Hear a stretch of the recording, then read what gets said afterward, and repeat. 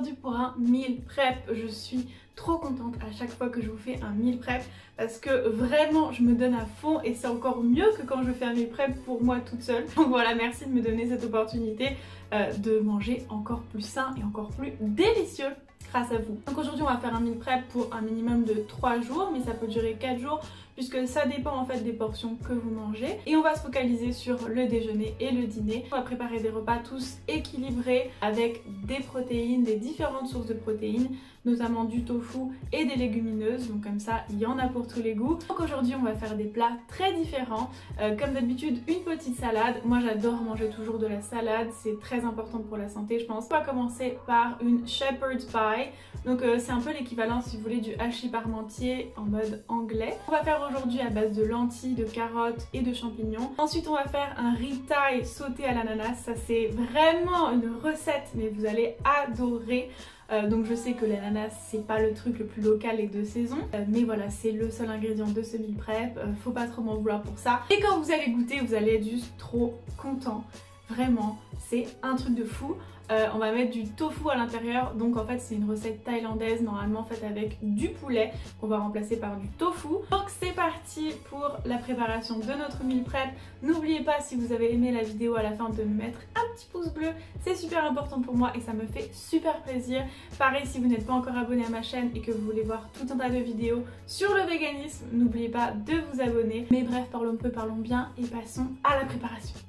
On va commencer par la préparation de notre riz frit thai à l'ananas. Pour cela, on va faire cuire 250 g de riz bio complet parce que c'est plus intéressant nutritionnellement. Donc tout simplement, on va mettre 2 fois le volume de riz en eau, un peu de sel. On va couvrir, porter à ébullition, puis laisser cuire pendant 30 minutes à feu moyen. Ensuite, dans un wok, on va faire revenir pendant 3 minutes un petit oignon blanc haché finement dans une cuillère à soupe d'huile de coco. Puis on va ajouter une gousse d'ail et 5 cm de gingembre frais émincé finement et on va les faire revenir pendant 2 minutes. Ensuite on va ajouter 100 g de tofu ferme en dés qu'on va encore faire revenir pendant 2 minutes. Auquel on va ajouter un demi-poivron vert et un poivron rouge coupé en petits dés qu'on va bien mélanger et faire revenir pendant 2-3 minutes. Ensuite on va rajouter un peu d'huile pour faire frire notre riz qu'on va ajouter. Donc il doit vraiment plus avoir d'eau dans le riz et le mieux c'est d'utiliser du riz cuit de la veille. Donc on va bien mélanger tout ça histoire que tout soit bien réparti. Puis on va ajouter une pincée de sel, une pincée de poivre, une cuillère à café de curcuma et sachez que le curcuma est activé par le poivre, une pincée de curry, un petit peu d'eau et on va mélanger toutes les épices pour bien les diffuser pendant 1 minute. Ensuite, pour ceux qui aiment le piment, moi j'ajoute une cuillère à soupe de piment thaï et une cuillère à soupe de sriracha, mais c'est comme vous voulez. Ensuite, j'ajoute une cuillère à soupe de sauce tamari, une cuillère à soupe de sucre, une cuillère à soupe de paillettes d'algues, parce que normalement il y a dans cette recette de la sauce poisson, donc du coup ça va remplacer ce goût-là. Et on continue pendant 1 minute à bien mélanger pour faire frire notre riz. Puis enfin on va ajouter une petite conserve d'ananas coupé en dés ou un demi-ananas frais si vous avez. Et on va une dernière fois bien mélanger tout ça pendant au moins 1 minute. Et vous allez voir que le jus de l'ananas va bien humidifier le riz et va le rendre encore plus délicieux. Et enfin hors feu on va ajouter une poignée de coriandre haché, le jus d'un demi-citron vert, mélanger et bien sûr rectifier l'assaisonnement si besoin.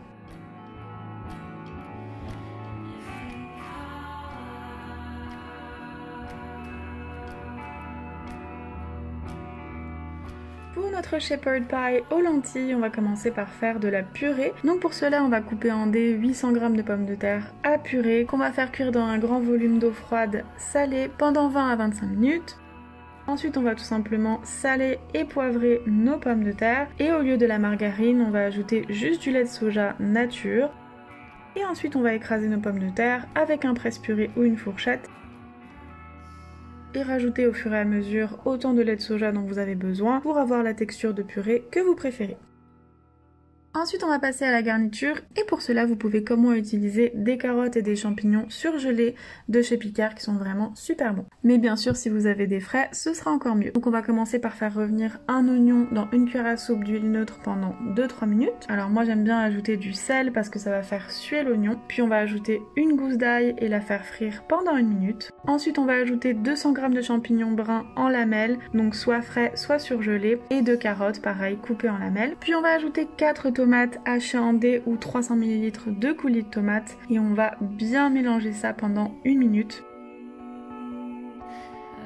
Puis on va saler, poivrer, rajouter une cuillère à café de paprika fumé, un petit peu de thym séché et 1 ou 2 feuilles de laurier. On va encore une fois bien mélanger et laisser cuire à feu moyen pendant 25 minutes.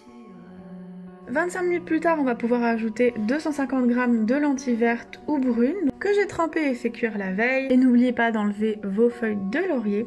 Puis on va ajouter une poignée de persil ou de coriandre haché. Et on va bien mélanger une dernière fois et laisser cuire encore 5 à 10 minutes à découvert pour que tout le liquide puisse s'évaporer.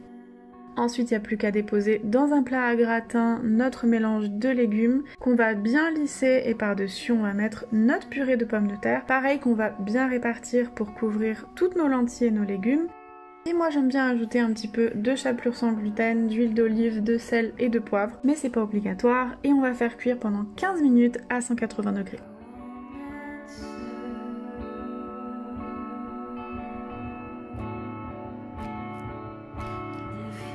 Pour notre dernière recette, on va faire une salade de betteraves à la suédoise. Pour cela, on va utiliser 500 g de betteraves. Donc moi j'utilise des betteraves toutes cuites, mais vous pouvez faire cuire aussi vos betteraves. Et on va les couper en petits dés.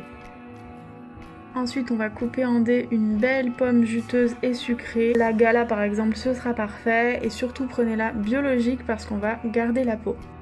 Et tout simplement on va mélanger les betteraves avec les pommes. Moi j'aime bien ajouter des pickles de radis noirs, vous pouvez aussi ajouter des pickles d'oignons rouges ou des cornichons. On va bien saler, poivrer, mélanger ça une première fois, ajouter 2 cuillères à soupe de jus de citron, 6 cuillères à soupe de yaourt de soja nature et un petit peu d'aneth séchée si vous aimez.